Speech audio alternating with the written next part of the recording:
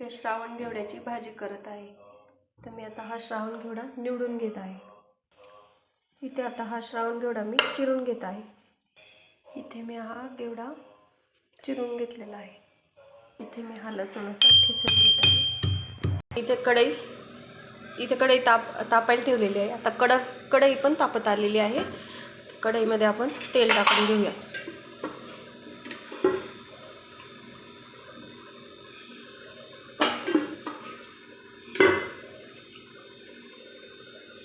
मी ही भाजी आहे ना वाफेवरच शिजवते। मला वाफेवरच शिजलेल्या भाज्या शक्यतो जास्त आवडतात।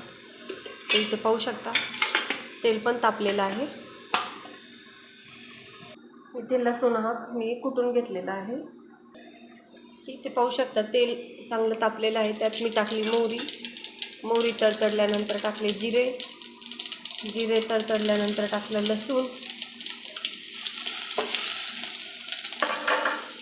लसूण टाकल्यानंतर हिंग टाकलेला आहे थोडासा। त्याच्यानंतर घालत आहे हळद आणि चवीप्रमाणे तिखट।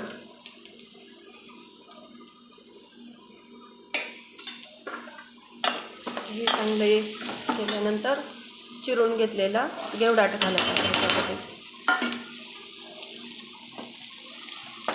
मिक्स करून घ्यायचा।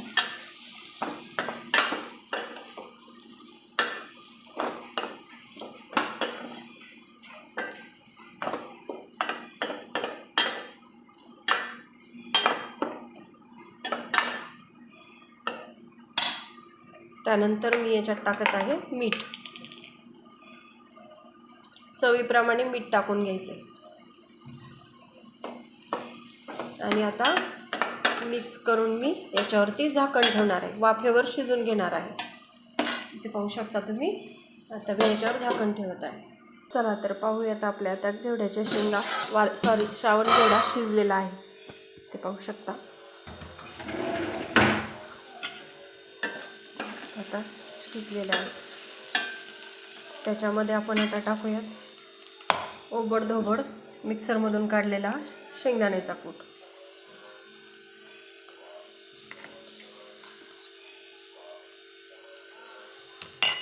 टाकून असं मस्त मिक्स करून घेऊया। त्यानंतर मी टाकत आहे त्याच्यात ही चिरलेली कोथिंबीर। रेसिपी आवडल्यास लाईक कमेंट शेअर करा मैत्रिणींनो। थँक्यू, धन्यवाद।